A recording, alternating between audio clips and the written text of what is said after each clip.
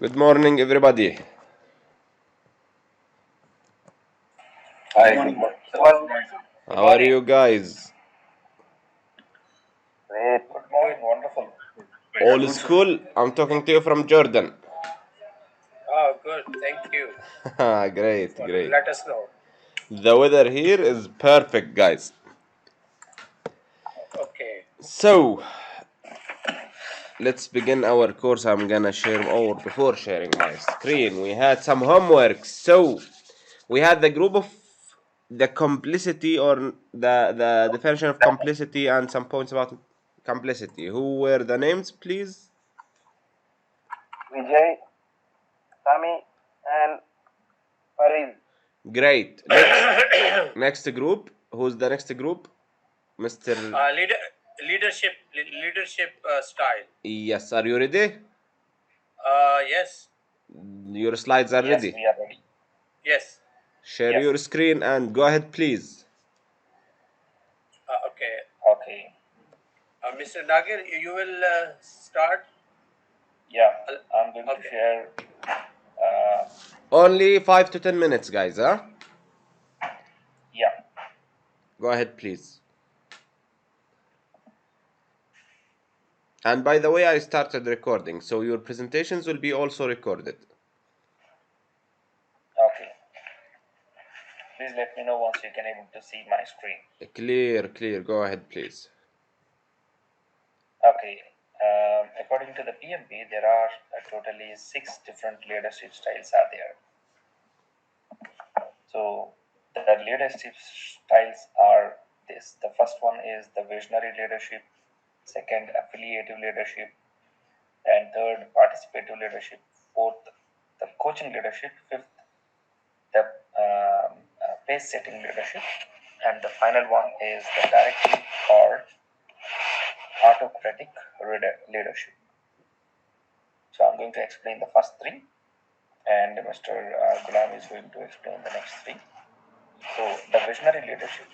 This mostly talk about the leader who is focused on the vision. So the companies and organization vision. What is the vision and how to what are all the steps need to be taken care to achieve the vision of organization. So mostly the leader will guide the project management team to in terms of to reaching the leadership. So and the leader having the different kinds of properties that is okay. Then uh, if it come to the second one, affiliative leadership. So the affiliative leadership is mostly an approach of management that prioritize the emotional intelligence and a strong emotional bonding between the managers and the team members. So this particular affiliative leadership, they mostly concentrate on about they prioritize the emotional intelligence, like creating a positive workplace, and providing the positive feedbacks. So these are all they concentrate, and and also uh, they create a good vibes um, in the team members and the people who are in the stakeholders. So these are all they are more happy to make it that more happy about the project working. Okay, and the third one is the participative leadership. So this participative leadership mostly talk about the leader also, the project manager also will be participate in the along with the team, and also he shares his knowledge, and it is also called as a democratic leadership, and allow the group members to contribute ideas and participate in a decision making as well. So they allow the team members to participate in the decision making allow, and they will listen and the input from members, and they enable the group members to think creatively, feel engaged and motivated, and generally the most effective leadership, it is called as a participative leadership also. Okay, over to you, Gulam, for the next three slides. Next three leadership.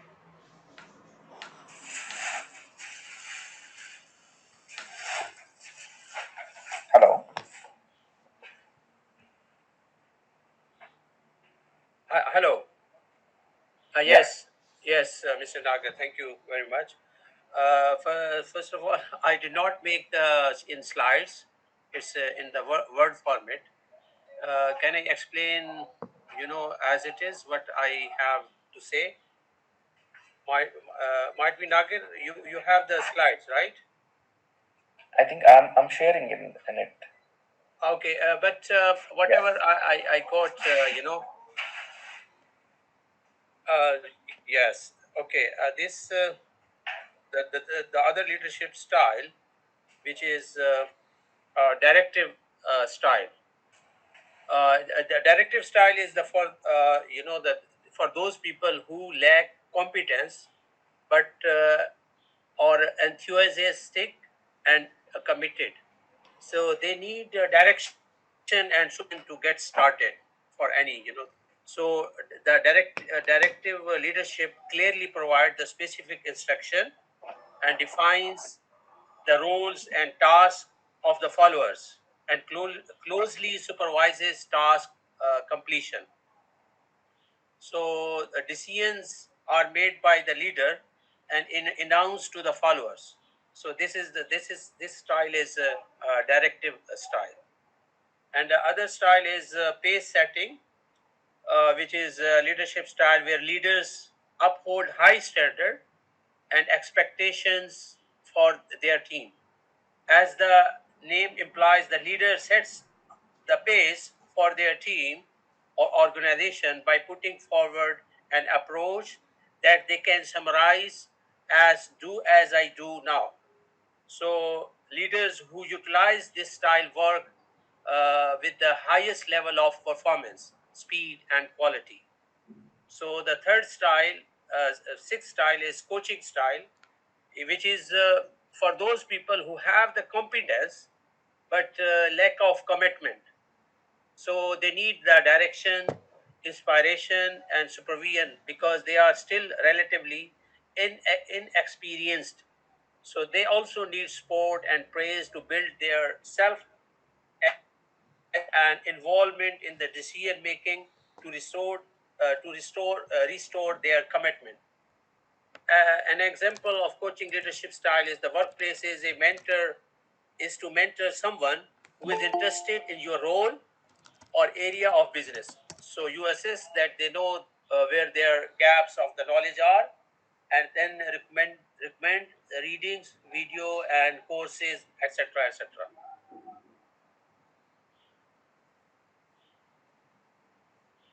Hello, hello. Yes, we can hear you.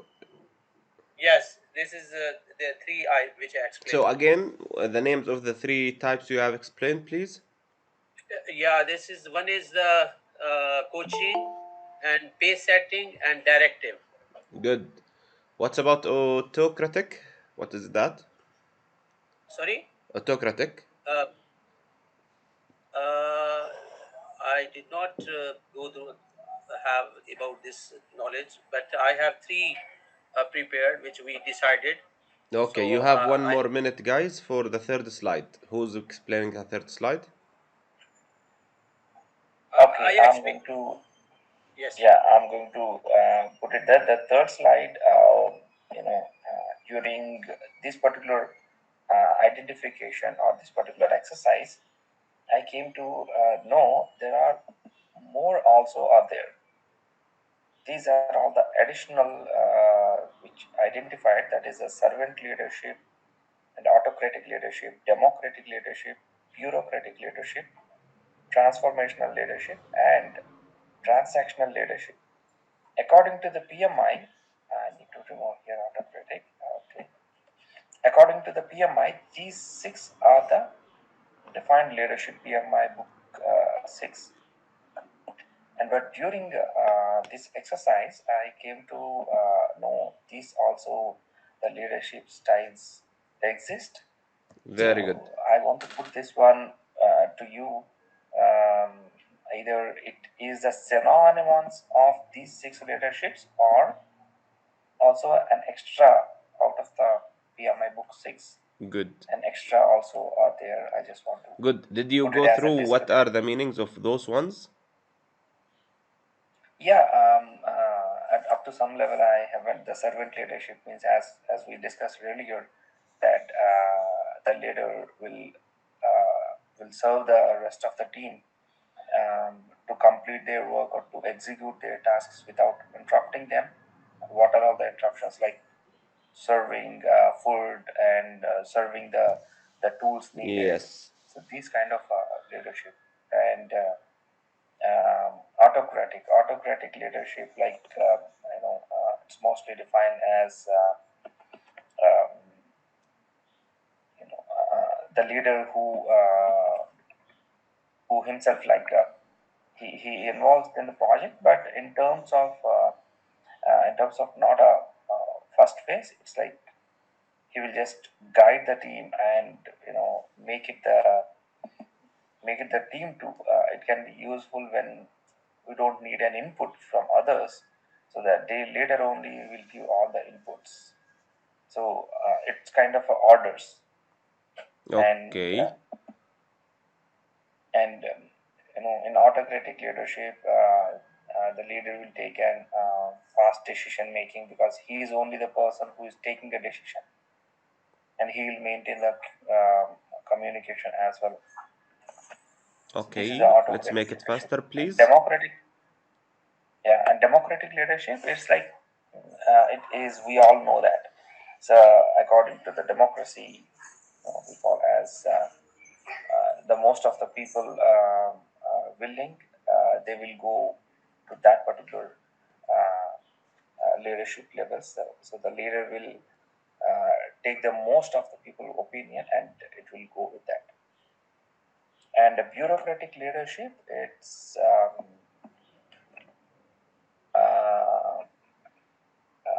is mostly he will just do the this one. I did not went deeply, but the bureaucratic leadership, it's like the leader will do um, kind of a division of the people, and he will lead each division. So, and the rest of the two, transformational and transactional. Transformational mostly represents that the leader itself, he will transform the whole, he himself, and he will do the total transformation of the group to achieve the vision. In transactional leadership, it is, I did not go through this transactional leadership totally, but according to the this one, the transactional leadership is more focused on goals and use rewards and punishments for motivation, and the leader will reactive in nature. So these are the transformational and transactional leadership styles.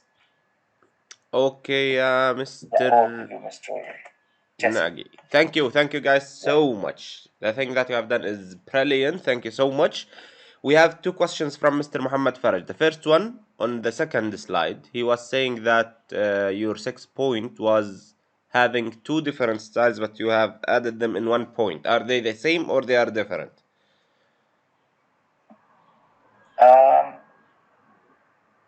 They are different in the sense. So that's why I have So it was removed by that in the mistake, second right? slide. So, by mistake, yeah. Okay, thank you so much. Yeah, I think it is separate.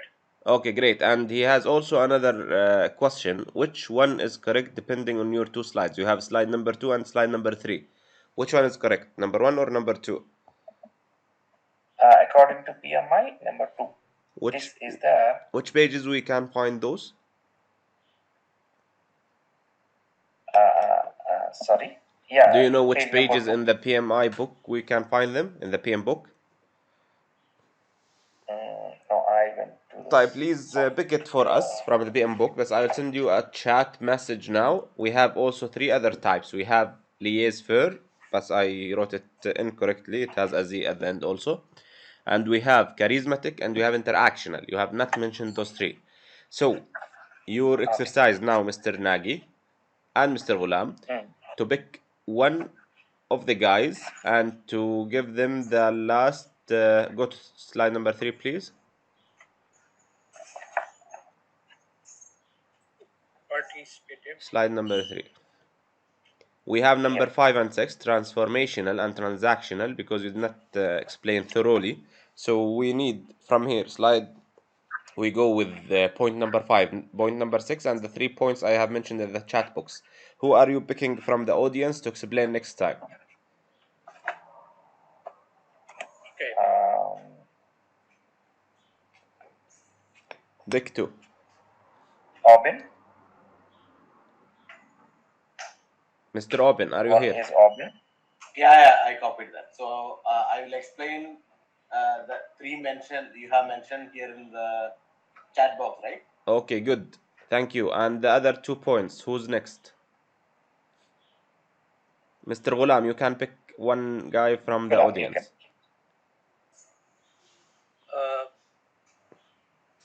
About the Who? For the next you mean? Yeah, they will explain point 5 and point 6 next Friday. Yes, sir. So I should be with the other team. You are saying we have to make other team? No, select only one name from the participants to explain 5 and 6. Good morning, sir. Good morning. Good morning. Okay. Can I explain the next week? The 2? Okay, خلاص. We have a volunteer. Mr. Sayed, you can go for it. Yeah. Transactional Next Friday, Mr. Sayed. Next Friday, okay? Yeah. The 2-point transformational and transactional leadership. Right? Yes. Thank you so much. Thank you. Thank you guys for the effort. It is great. I am going to mention that for me and for the PMI, and for the PM book, and for the exam, we are going with the points in slide number 3 for your question, Mr. Faraj. We are going with those points on the screen, plus the 3 ones I have mentioned on the chat box. You need to understand them very well, because those points will cover the second slide. And I was about to mention that slide number 2 is not the one that I wanted, but the guys have slide number 3, which has saved our back, so we can go for those. Thank you guys. It is very clear. It is very good job. So, thank you. We move to the ladies group. Who were the ladies? We had a group for the ladies last time, right? Yeah, it's me, Alina, and Fatima. Great. What was your topic? We had a topic about types of power and authority of project managers. Great. So the next one, guys, we have discussed how we are leading, or what are the leadership styles that the leader can go through, and this is should be going smoothly, and unconsciously you won't be leading by book or by styles. You're gonna be adapt as situational and as per the situation requirements. Now the ladies are going to explain the total opposite side of leadership and management, which is powerful of, or powers of, the project manager, or not the leader, the boss, who can, or which could be used to guide people and to manage people and processes. So go ahead, guys, please. Can you see my? Yes, it's clear. Go ahead, please. My slideshow. Yes, it's showing up. Okay. Fatima will start with authority, and then me and Alina will do the powers. Okay, Fatima? Yes, I'm here. Okay, guys, it should screen? go through only 5 to 10 No. minutes, okay?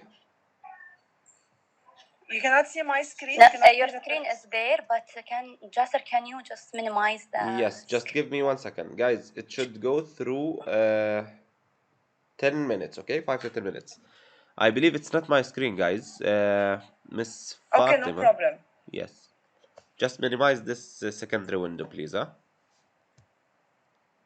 It is not my screen, guys, so you can just minimize that one. I just need to minimize this. Yes. This is fine. Yes, it's clear. Okay, Yeah, perfect. Fatima, it's clear. Fatima, you can go. Yeah. Okay, so we are going to discuss the power and authority of project managers.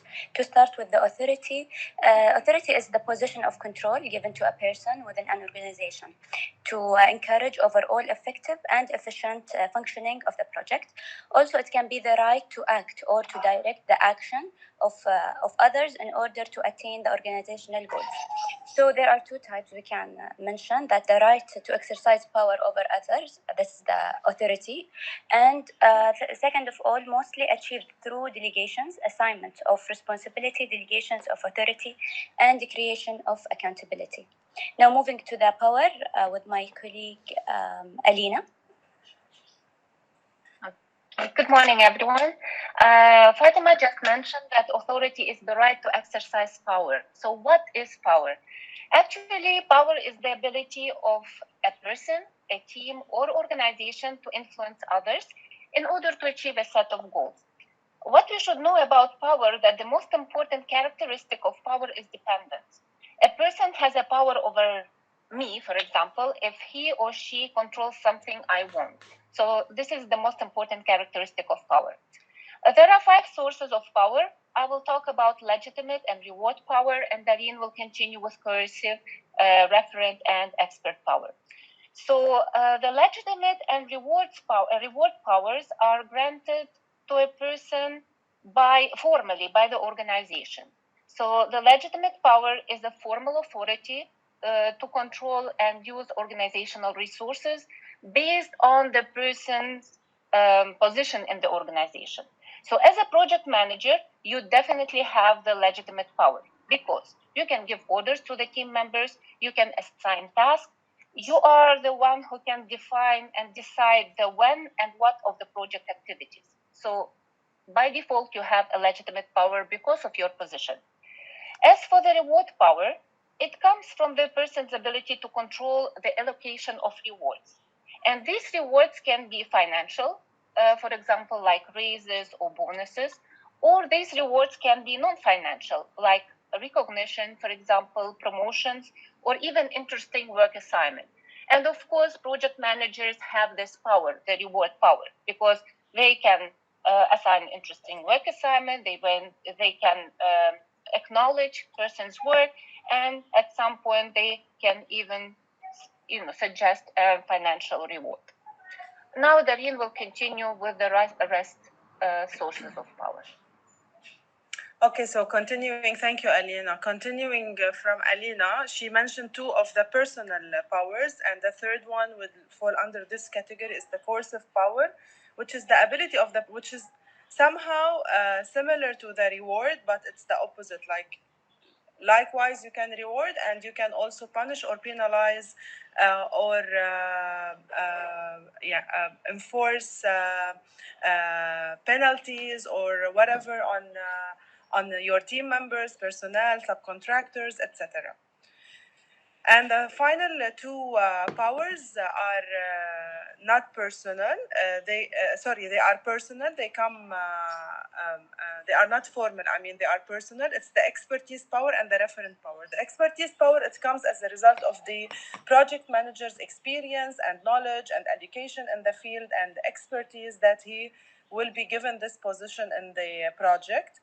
And the referent power is the power of charisma, which means this person will be gaining support, or his team members or the project personnel will be attached to this person or the project itself, which means he has the referent power over this project. So it's the power of charisma to gain support from the project personnel as a result of respect or attraction to the project manager himself.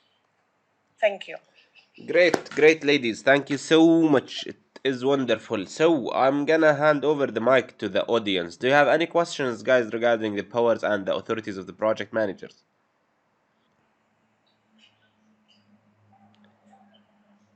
Any questions? Hello, Jasper. Can you hear me? Yeah, please go ahead. Yes. My question is regarding the power. I assume that is way different here in Doha, is it? Or depending on the place of work and organization working in. Okay. So what is the question? Is it a question or a comment? It's a question. Like this, the powers here are like listed here are actually in general we're talking about. Yeah. Okay. Yes. I think the ladies can answer better than Yeah. me. They are the presenters. Go ahead, guys. Yeah, the powers mentioned here are the known and known powers, types of powers in the industry. So what's your question? Sorry. I'm just saying that the powers listed, they are only talking about it in general. They are like not. They're not supposed to be the project manager power in any organization. Like some organizations have different authorities to it. So No, the question is about powers. So any project manager, regardless of the project, will have these 5 powers in him, and depending on the industry, it will be, of course, the details of the power itself will be different based on the industry, right? Okay, Mr. I Jasper? will participate, guys. Very good question, Mr. Madi. It is great and very good answer. Thank you, Ms. Dareen. For the three first ones, the first three powers, it is يعني it should be there for any project manager from any authorization that he has the formal power. As long as you are the project manager, so you have the formal power, and you can start participating that power. For me, I don't prefer to go with the formal power. You should have some other techniques to work with your teams. So it's better to go with some leadership styles with good powers or good use of power. So those are the use of your power. Reward powers, definitely the project manager can be rewarding, but I think it will be limiting when it comes to monetary rewards. So this is for all the project managers as well. Please go to the next slide. For the coercive power, uh, it's similar to the rewarding one. يعني they can be punishing, especially when it comes to expertise and skills. When they find no, يعني the team member doesn't have that skills or powers or knowledge needed for the project, okay, they have to start leading them, they have to start guiding them, they have to build upon them. They don't need to terminate them. Definitely it's the worst decision. And when those team members start to make mistakes, they have to start guiding them towards the correct practice. But when it goes يعني beyond limitations, and when they start doing some let's say bad actions towards the work, they can go with this power for penalties and penalizing and punishing those team members. But this is also one of the worst powers that you can use as a project manager. So I don't recommend that you go with this one. For the number 4 and number 5. Number 4 and number 5 are personal powers. And expertise powers depends on what experience you have as a project manager. And it's not, I don't want to mention that it is power. It is not, and the word power, it's not always negative, guys. So if you have that experience, it's mostly that the guys are following you for your experience. It's not that you are participating this power because you are experienced. But you still have, as a project manager, the ability to say that just do it the way I am saying, because this is the correct way to do it and this is the best way to do it from my experience, knowledge, and whatsoever. So you have that power, and you can participate or use this power when working on such situation like having no time to brainstorm, for example, or we have the submission by tomorrow. So just do it this way, and then we will be discussing why we have done this way. This is regarding number 4. Number 5, it's something I would be happy. It's like you are sharing your experience to tour team. Yes, Mr. Muhammad. Referent power, it's about charisma. It's clear, very good. But I want to make it more explained by saying that it's about you have worked with somebody else, guys, and they have found that you are brilliant, you are very good in doing something, and they start referring you to others to do the job because you are the best one to do that by the experience they had by working with you. So if we are working with within the same company and we have a new project, we need a project manager or somebody, technical manager, to work on a certain scope or to read a certain scope. And let's say the CEO had the opportunity to work with you in another project or in a previous project in a previous company, for example. So he has the ability to refer you to that team. So you have that referent power. And definitely it's mixed with your charisma and it is connected to the charismatic leadership style. I wish it is clear, guys. And Imadi, I have answered your question. Can I add something regarding the expert and referent powers? Go ahead, These please. two type of personal powers are related also to the leadership in a way, because these two types of powers, they create trust and respect. And this is very important in leadership when your Yes. followers trust you and they respect you. So these are the two, the personal powers. That's why they are, you see, their value is more than the formal power that comes to you by default by authority. Great. It's a wonderful addition, actually. This is 100% correct. Thank you so much, Alina. Any other questions, guys? Okay, I have a question, actually. When it comes to powers, ladies, what is the best one to be used? What's the worst one to be used? In my opinion, expertise is the best one. Why? Because it comes due to accumulated experience through the years, through knowledge, through education. So it gives somehow a trust in this person that he can lead this project and he can lead the project team, etc. Great. And the worst one, I think, is the coercive power, which I wish that they don't need to use it, and maybe they can delegate it to the HR or. Thank you. Thank you. It's great. So, guys, for everybody, we have around 18, I think, or 19 participants in this class.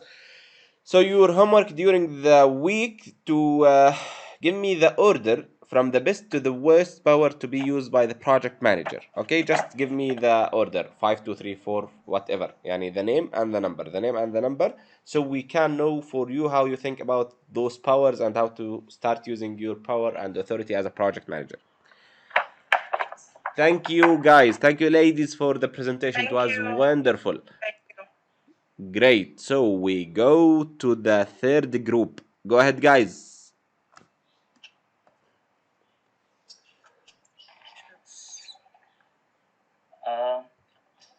The Hi, complicity. this is Sayed Majid. Yeah, I don't think my team is here today, but we have prepared something. Okay. I can go ahead by myself. Go ahead, please. If you want me to share the screen. Yes. Two of my colleagues, they are not available, I believe, in the meeting. What were the names? Jalil and Rakis. Yeah, they are not available. Go ahead. Yes. Lucky you. Yeah, lucky me. Let's see. Actually, the work we have done separately. I don't know how could I able to manage it, but it's okay. I'll try my best to Try your best, please. I will help you. Yeah. Okay, can you share the screen or you want me to share the screen? No, I'm sharing it. Okay, go ahead, please. You can see, guys? Not yet. We are waiting. Not yet. Okay. Fine. Now you can see the screen, right? Yes. Okay. You are about organizational structures. Yeah. Okay, my go ahead. Was types of organization structures. So the listed below are the organization structures, which is like organic organization structure, functional, multidimensional, matrix, and matrix is subdivided into three categories, which is weak matrix, balanced, and strong matrix. And we have project oriented organization structure, virtual organization structure, hybrid organization structure, and at the end we have PMO office. Okay, these are the organization types in PMO, I mean in PM book. And then this was my topic, like which I need to mention all the types of the organization structure. In fact, my colleague's work was to define each each definition of each organization structure, and another one was what is PM roles and responsibility in each organization. So I'll start with the definition part actually. Okay, so the organization, organic in the sense it's in the name itself, it gives a clear picture that it is like kind of small organic structure where like project manager he won't be having much responsibility. Uh, like anybody from the team we can assign as a project manager and he can be able to work as a project manager. For example, any any engineer or any key person who could be able to work as a project manager can lead the project, and the only thing where he won't be having the authority is to access the budget thing, where he don't have control on the budgeting thing. Okay, this is organic organization structure, and the responsibility of PM is very limited. Limited to like he can have all the authority in apart from the budgeting one. Okay, the functional organization structure is kind of like each department will be working separately and reporting to the functional manager. So the higher authority is functional manager here. So as a project manager, the project manager won't having much access and the authority. So whereas the functional manager is having all the total authority of the organization. Okay, where if we move to the third one, multidimensional organization structure, this is somehow it is the combination. It's similar as functional organization structure, where project manager is having same roles as the functional one, and here in fact it is same like the functional manager will be having more authority and powers. So the next one is matrix organization structure. So this is very popular, especially because many organizations fall into this category, and this is the combination of functional manager works and project manager works. Like they do share the responsibilities and the authority in this kind of structure. So this matrix structure is subdivided into three structures: weak structure, balanced structure, and strong matrix.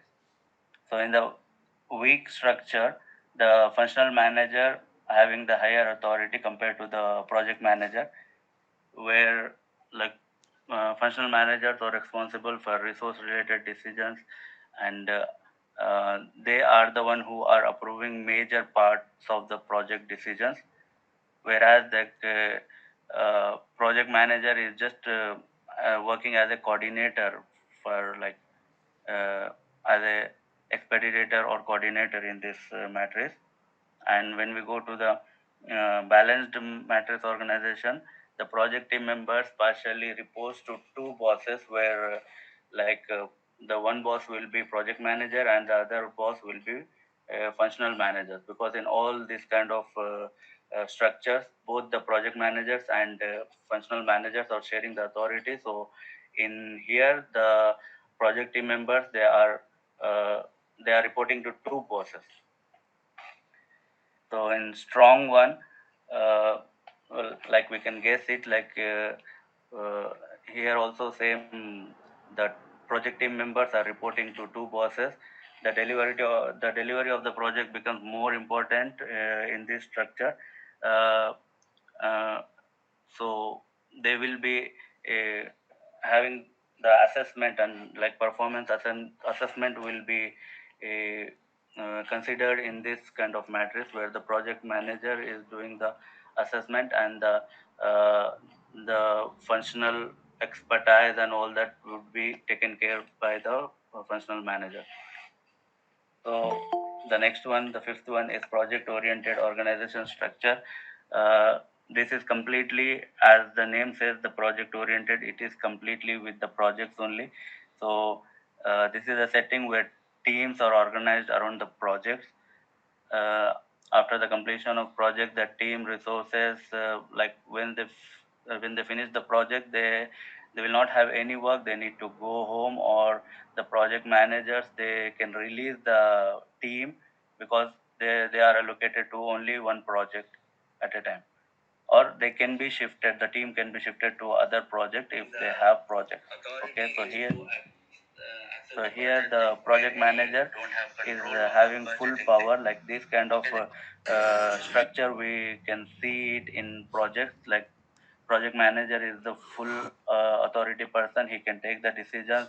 He can manage the budget, schedules, quality, resources, and everything in this. Like PM will be having the full authority. So whereas the second one, the sixth one is virtual organization. The name itself, it says that virtual. So all the teams or the companies, whoever involved in this structure, can be worked virtually. Like as this is a kind of a digital world, like we can do our works as this meeting is going on virtually completely. So each company or each stakeholder, they can involve and do their part virtually. So here the project managers often facilitate team communications and can even have authority over project budgets, resources, allocation of other areas, all this. So the next one, hybrid organization structure. Uh, as the name says, that it considered two folds. One is bringing the best practices from different organization structures into one, and second one is ensuring organizations can have adaptive life cycles as well as predictive life cycles based on the project requirements. So this is something, another subject which life cycles we need to study, I believe. So I didn't cover the part of life cycles. The last one is project management office, while PMO is a separate topic in all its might and organization structure. This is where the PMO has full authority over every project in the organization. The way PMO functions is heavily depend on the way of organization, like its structure, and like PMO has full authority, and uh, they can decide what like where the project manager should be assigned to which project and what would be their role. So this was my topic. So thank you guys, thank you for listening to me. Thank you so much. You have done a very good job. Thank you so much, Mr. Sayed.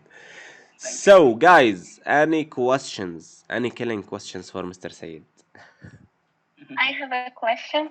Go ahead, please. Please go ahead. Mr. Syed, you mentioned about the matrix organizational structure. One important aspect about the dual chain of command, where employees have two managers, functional manager and the project manager. Yes. So how do they share the authority? Because we know that in management you should have unity of command. You report only to one manager. So in this case, how do you share the authority? Here, as per my understanding, like I am working in one department, I will be having a manager whom I will be reporting to. Okay, so in that case, I will be reporting to functional manager, as well as PM manager will have full authority on me because I will be working on that project. So project manager, he can directly come to me and ask the statuses, and I can report to him. So this is what my understanding. In case if there is slight differences, Mustafa can address, I believe.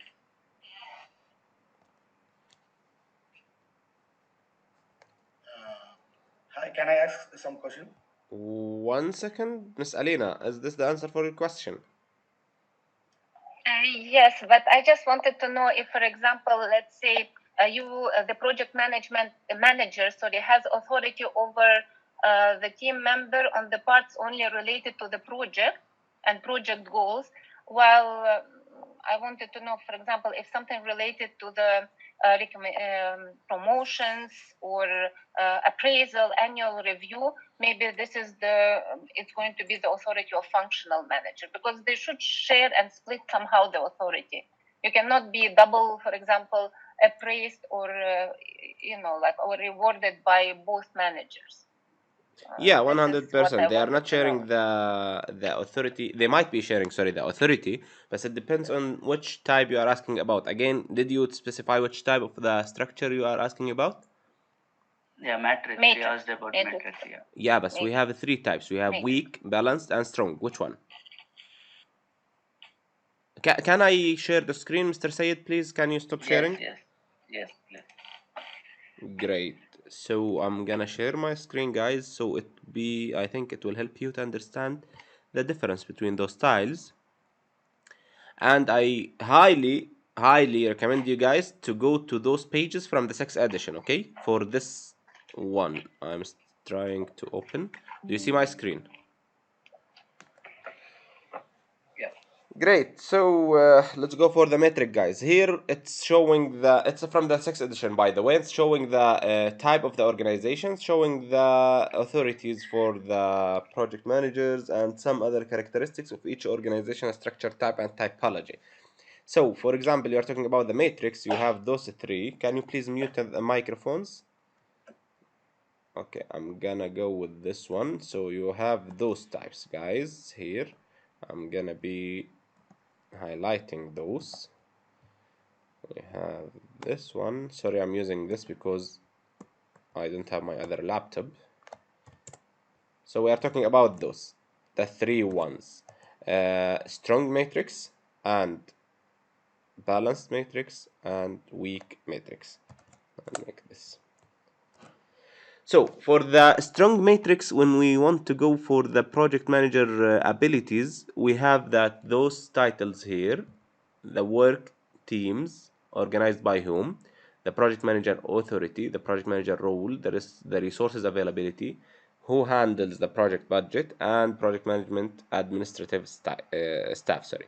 So let's say for work teams organized by professional task, having project manager or project manager as a task, and professional task and professional task.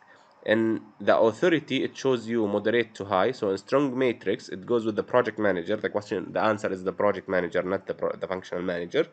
And low, it goes with the functional manager. And low to moderate, it goes by sharing, either by the project manager or the functional manager. But it is not about one of them will be overwriting the decision of the other. It goes maybe by decision, by brainstorming, maybe by voting, maybe by, let's say, agreeing on making a consensus on what is the decision on the either penalty or rewarding or whatever.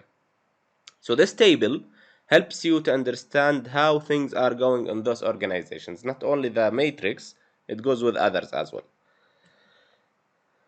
Is it clear? Yes. The most important thing, guys, to understand that this budget or the budget of the project is handled by whom. This is very important. So in each organization, you can find who is making sure or who is making decisions regarding the budgets on the project. So for example, the weak matrix, because the project manager has a low authority, the functional manager is taking care of budget decisions. Because balanced matrix will have low to moderate project manager authority, then it is a mixed responsibility between the project manager and the functional manager, with a big input from the owner maybe or the operator. And if it goes to for example, the strong matrix, because he has that high power and high authority as a project manager, then he's making decisions on the budget of the project. This, I think, will clarify all of your doubts, guys. Is it clear? Yeah, it's clear. Great. This is found in the 6th edition, guys. Okay, that's why I asked for those 3 or 4 tasks, because it's not mentioned thoroughly in the 7th edition, so we can understand how things goes in reality as well, because this is a high reflection of the reality. Great. Thank you guys thank you, Sayed, for the presentation, and thank you guys for the questions. I think somebody wants to ask another question. We are fine? Normally I ask some question, but you explain Great. Great, thank you. I think we had one individual homework. Who was that guy? Who was that project manager? I think he's hiding, huh? Hello? طيب, do we have any other group, guys? Yeah, complexity. Yes, I was looking for you. I asked about that. I have that presentation. The only one who sent me the presentation. Okay, go ahead, guys. Please share your screen. I will stop sharing. And please make it in 5 to 7 minutes, okay? Okay.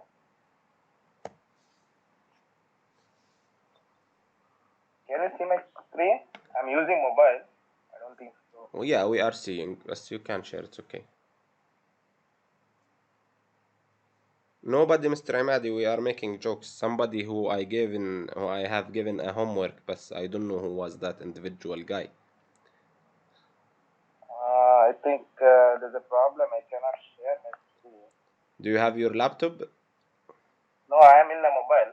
I don't have mobile laptop. طيب خلاص, you will make it next Friday, okay? Or you want me to share? I can share it for you. Yeah, I have already shared with your WhatsApp. Yeah, don't worry. I will share it with you guys. It's here. Do you see my screen? Yeah, Okay. correct. So I'll go to the first page. We are here. When you want me to flip pages, just tell me, please, huh? Okay. Good morning, everyone. Our team's topic is complexity. Complexity is a characteristics of a project management, project environment that it is difficult to manage due to some factors like human behavior, system behavior, or ambiguity. And complexity can emerge at any point of the project. Complexity can be introduced by events or conditions that affect value, scope, communication, stakeholders, risk, and technological innovation. Project teams can stay vigilant in identifying elements of complexity and use variety of methods to reduce the amount or impact of complexity, like knowledge of system thinking, complex adaptive systems, experience from past project work, experimentation, and continuous learning related to system interactions leads to the project team's increased ability to navigate complexity when it emerges. Though complexity cannot be controlled, project team can modify their activities to address impacts that occur as a result of complexity. Some of the more common sources of complexity are human behavior, system behavior, uncertainty and ambiguity, and technological innovation. I think my teammate, Mr. Sami, can continue now. The next slide. Is it showing? Because I'm flipping. Yeah, this one. Yeah. Mr. Sami. Mr. Sami, are you here? Oh, you are Mr. only Farid. two? Hello, good morning. Good morning. Yeah, good morning. Hello, you can hear me? Yes. Yeah. Okay, I'm talking about 2 points here about human behavior. This is a common source of complexity. Human behavior is the interplay of the conduct, determines of attitude and experience of people. Human behavior can also contribute to complexity by introducing elements of subjects such as personal agendas that conflict with the project goals and objectives. So stakeholders located in remote location may have different time zones, speak different language, and have different culture. The second point here is system behavior. So system behavior is the result of dynamic interdependence within and among project elements. For example, the integration of different technology systems may cause threat that could impact project outcomes and success. The interaction among components of project system may lead to the interconnected risk, creating of unforeseeable issues and produce unclear and disproportional cases and effect relationship. So the third one, Mr. Faris, Mr. Faris is here. Let's check. I think it is. Wallahi, seems Mr. Faris is. Yeah, he's here. Faris, Ayamo?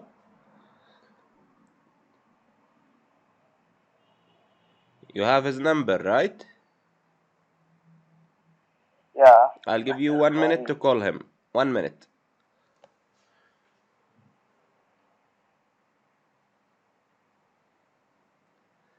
The audience, do you have any question on the first two slides?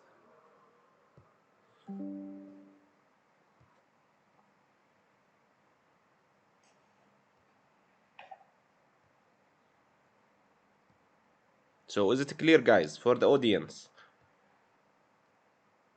Yeah, Jasim. Did you come across any kind of complexity like which was very difficult in the live environment to tackle? Human behavior. Oh, human behavior is a very complex source of complexity, guys. I think for me, at least for me, uncertainty and ambiguity is the second one, but we are still waiting for Mr. Faris. And then it comes to technological and to the system behaviors. Now, the system behaviors and the human behaviors are totally unexpected. Yani they just happen. And I think we have just mentioned two vocabs of adaptability and resiliency, if you remember those two vocabs. Did we talk about those two vocabs, guys, before? Who's here? Yes. Yeah, great. So, adaptability is the ability to adapt and to react towards actions and shocks towards the system itself. If there's something unexpected or uncertain or something, let's say, with uncertainty happen to the system, then because you are adaptable as a team and an organization and the system, you could adapt, absorb, and to react and don't lose your opportunity and you could solve it, I won't say easily, so without having, let's say, extended problems. And because you are resilient, you could get back to your previous state of the high performance and having no issues. And that happened after removing the, let's say, the root cause for that shock.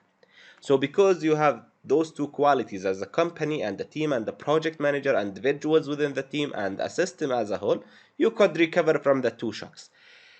But because those two, human behavior and system behaviors, are unexpected, you as a project manager and team members, you will find it hard to manage those two. And complexity is aslan the source of, let's say, it's a result of uncertainty, ambiguity, system behavior, and the human behavior. All together will cause that you will have a difficult situation to manage or to handle, either as a project manager or project teams. But if you could solve it, then you will be registering the lessons learned and you will be recording what happened. Then your life will be easier next time, inshallah. Is it clear? It's clear. Yes, perfectly. Is Faris Yes, here? sir. Okay, guys, we'll keep Faris slide until next Friday. Please remind me, I'm guys. here, Mr. Jasser. Okay, Sorry, my go ahead, microphone please. was not working. Don't worry. Go ahead, please. Yeah.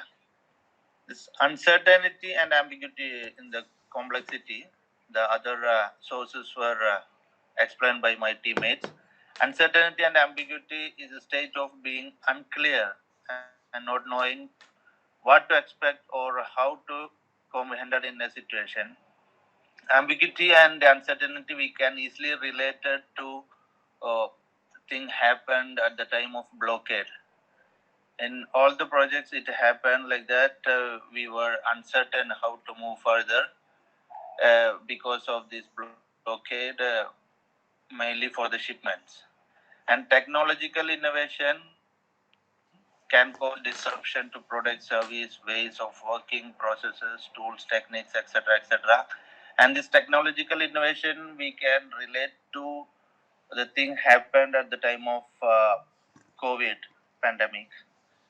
Suddenly, for all the projects, we shifted to the Teams, WhatsApp, and all these technologies, and there was a delay. People getting adopted to that. So these things we can easily relate. Great. That's it. Great, guys. Thank you so much for the great explanation. It was a great session. Thank you, guys. I think we are done with the group work, right? All has explained their homeworks.